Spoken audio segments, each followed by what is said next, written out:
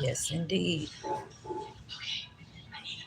But this morning I just ate some breakfast and just sitting and drinking coffee for a little while. And I was like, am I gonna? I hope I ain't. Let me.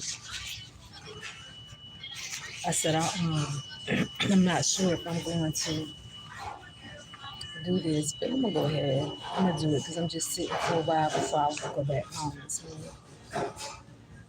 So okay, all of the initial stuff y'all just gonna have to be confused on and wonder about. Is that an eye booger? It sure is. Oh my god, y'all excuse me. But y'all gonna have to be confused on and judgmental until I get to that part. Um, okay.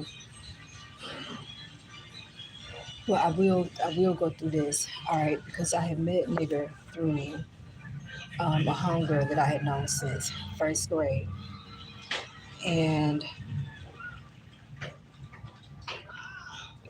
I'll get into all of that later. And I will say that initially in the beginning, because at first, she made it seem like it was nothing wrong with him or whatever. Then his older brother, I will say initially, you know what I'm saying, his older brother had told her some stuff, I don't know, and she related to me.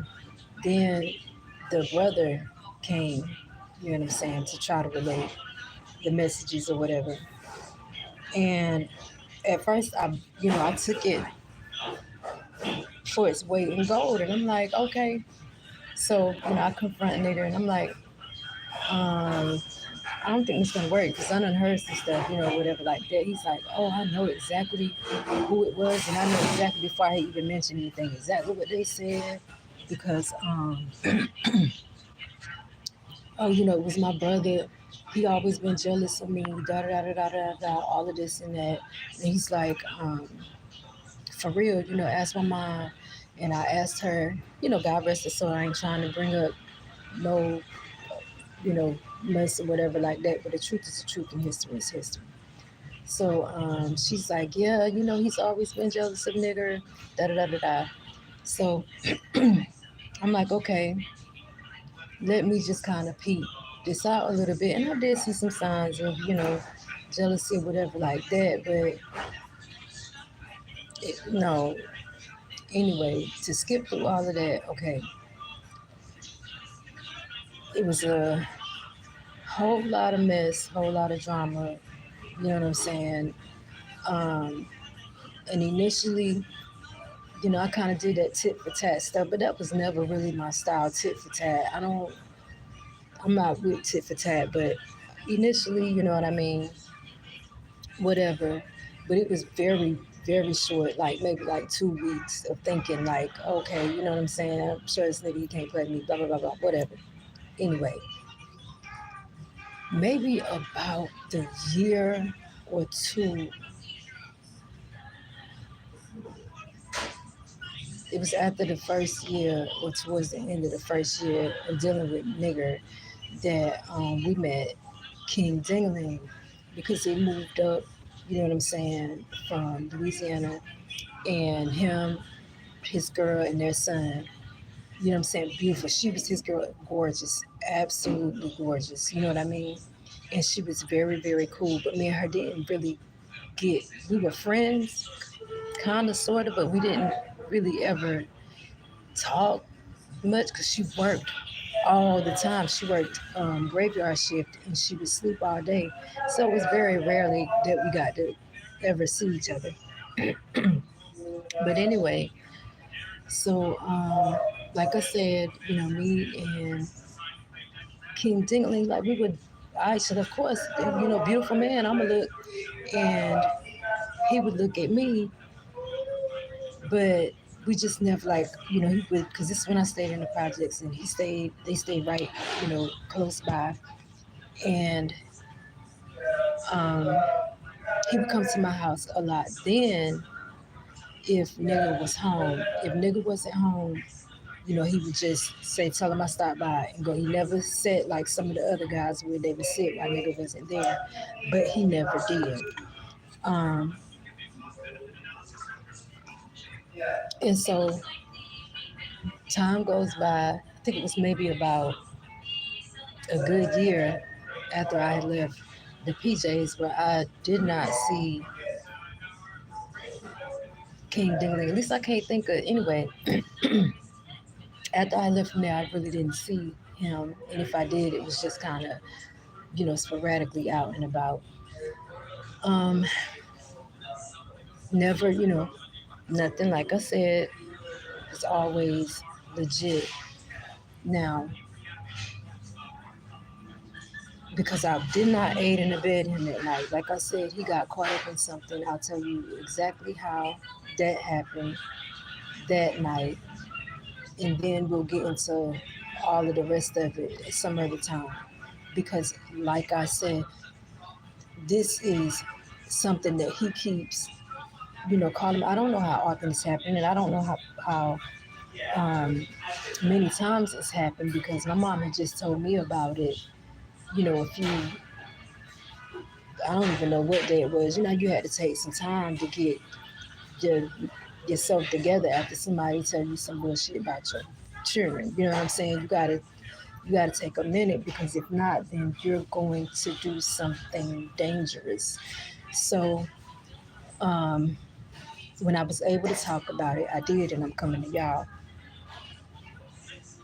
But so King Dingaling, like I said, him and his girl, he had a brother that was married to some girl I went to school with in middle school or whatever.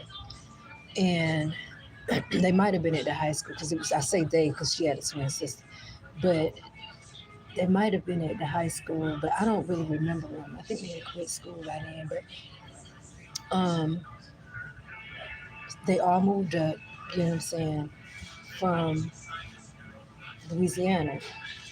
And okay, him and his girl, after, I had left the PJs, they had left the PJs, but they had lived close by the other PJs. And he lived around the corner from his brother. This particular night that he arrived at my residence, he said that he had been at his brother's house and playing cards, with just their people, family, different family members, cousins, friends, whatever like that. They were playing cards until late at night. He was leaving to go back home. He had some weed in his pocket, that he had bought, was smoking at the party or whatever, didn't smoke at all, and was going back home with weed in his pocket.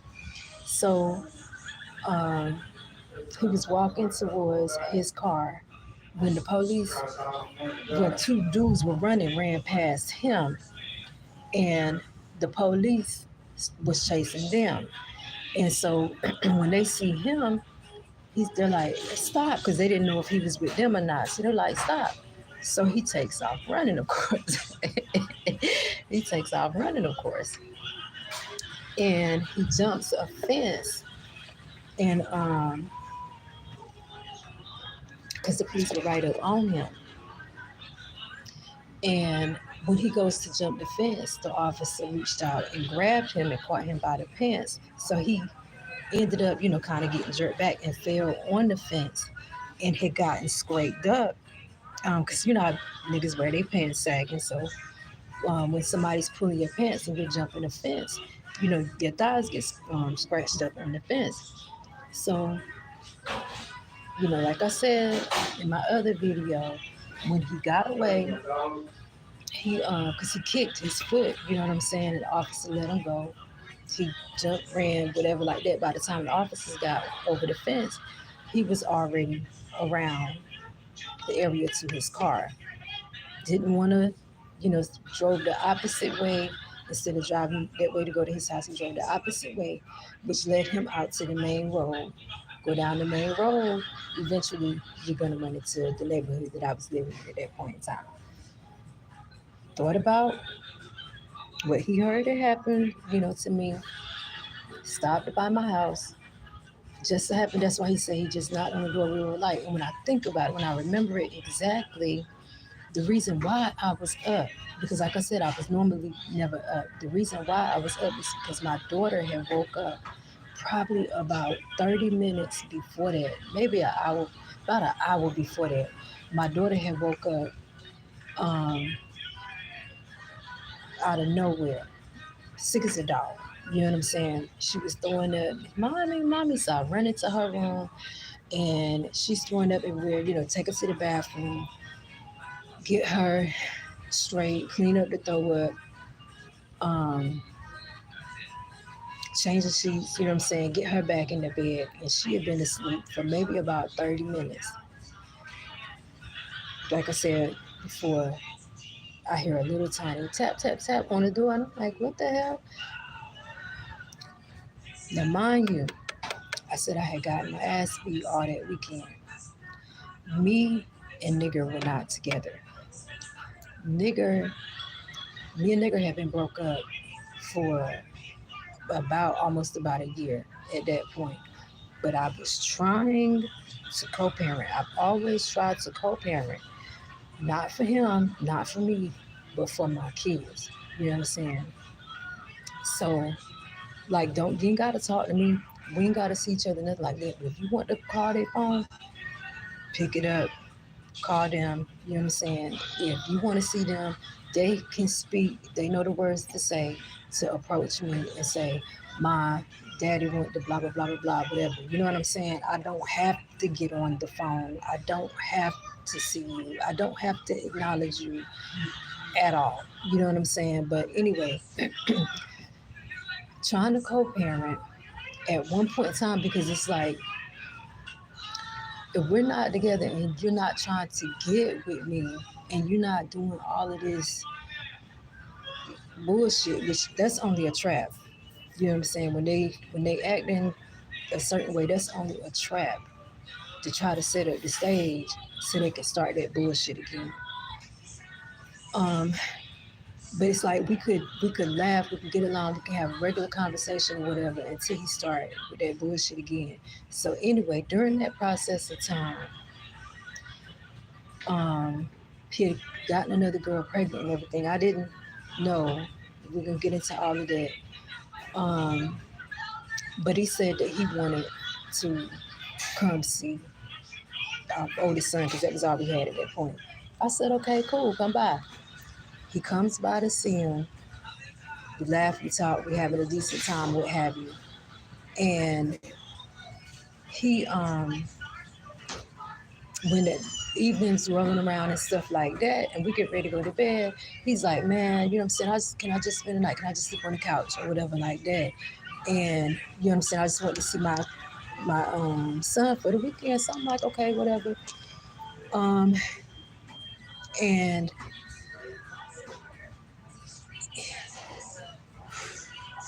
okay,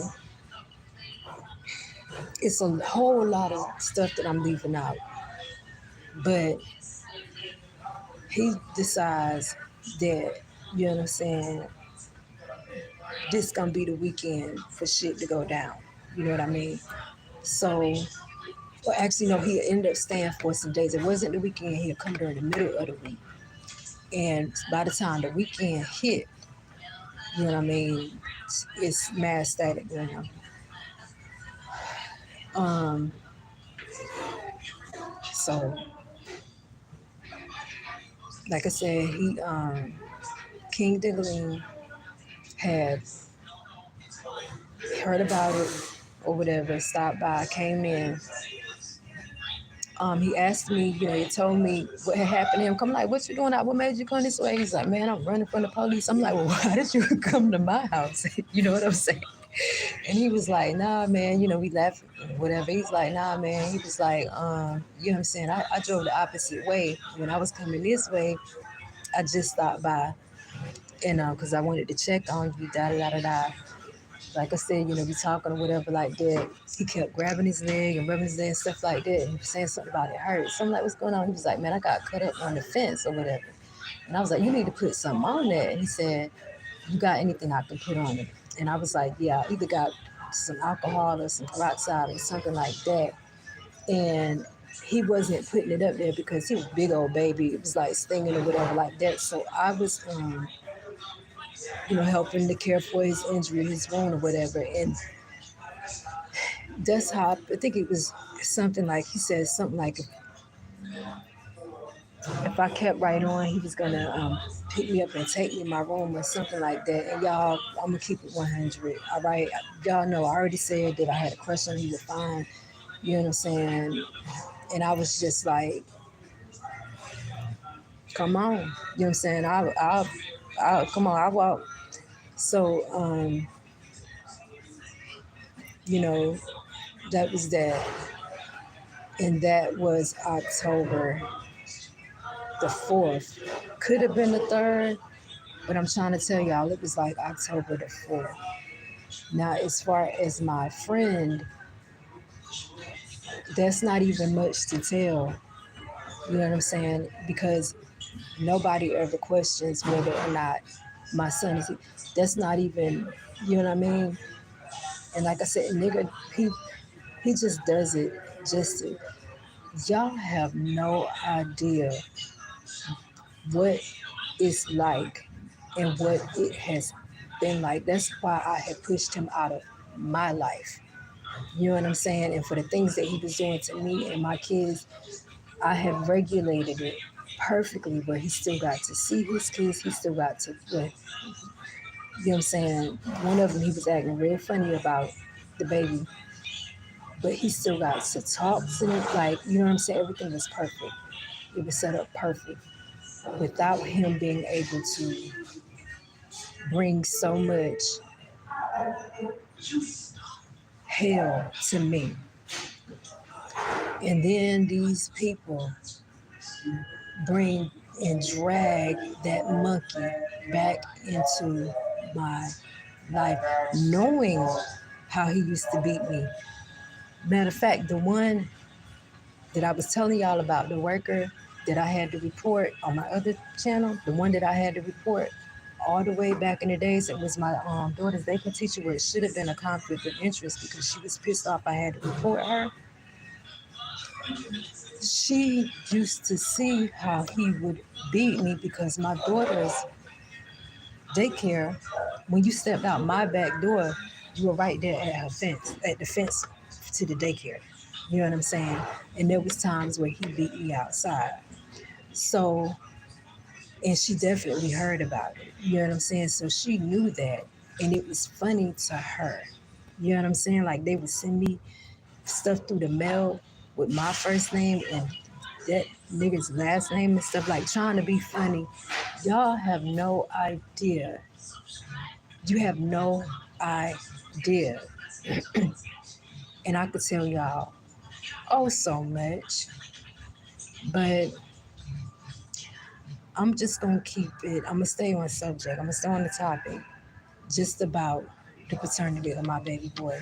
Cause like I said, he wants to bring up the situation with um, King Dingling just because it, you know what I'm saying, gives him a little something to talk about. Bitch, you shouldn't say shit. You whooped my ass that whole motherfucking weekend. Are you out of your mind and you have the nerve to say something about me sleeping with somebody?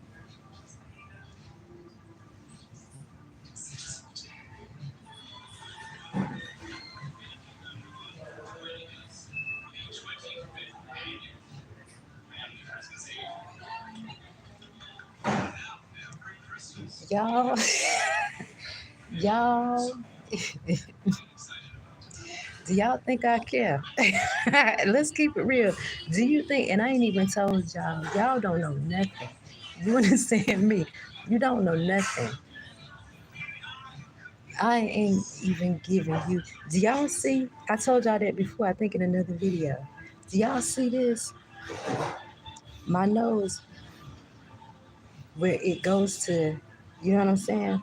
That's from him. I still have marks on me to this day. From that weekend, when he whooped on my ass like that, y'all, This motherfucker almost took my fucking leg off. My shit, you know how your knee go, it's supposed to go like this, right? That's how it's supposed to go. Mine went like that. Okay? That's why I was in a leg brace.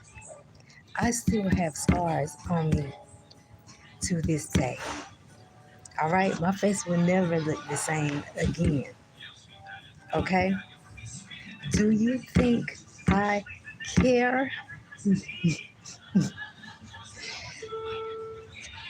Oh, okay, because this is 20 minutes. I need to get back home, y'all, because I just wanted to come out and grab me something to eat. And while I was sitting here, I said, let me, you know what I'm saying, give a little bit more.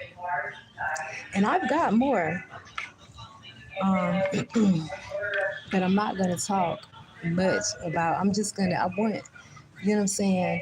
And this is exactly why everybody want the homicidal ideation and all this other shit like that. What the fuck ever.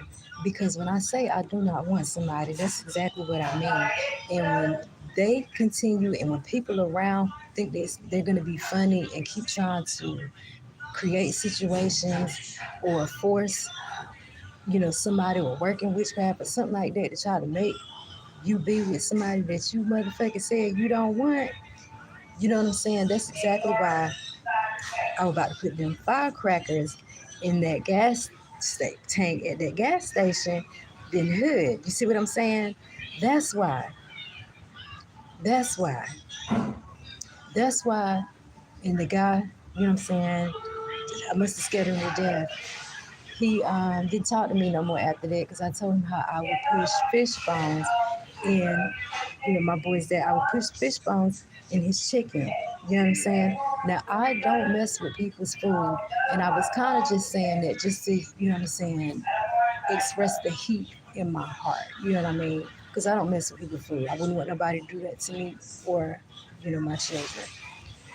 But scared due to death, he didn't talk to me no more after that. But that's why these type of things come about.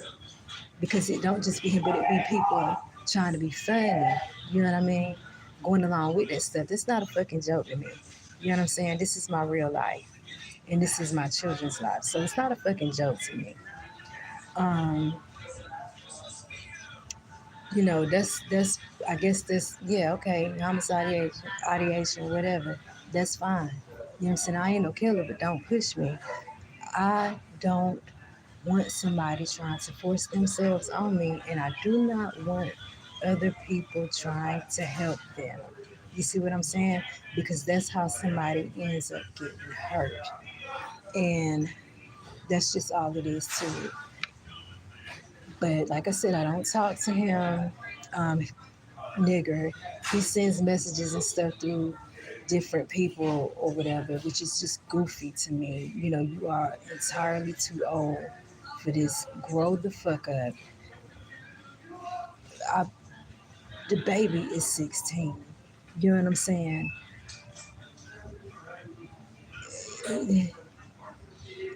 He's damn near grown. You know, just let it go, and everybody can be happy. But that was it, you guys. And I'm gonna come back with more. I'm not gonna make this about, what I'm saying, and definitely not make my channel about that stupid shit or that dumbass nigga. We're not gonna do that, but we are going to get that off. And like I said, if he, go take it. Go take it. I don't got no shame. Go take it and then leave me the fuck alone for the rest of your life.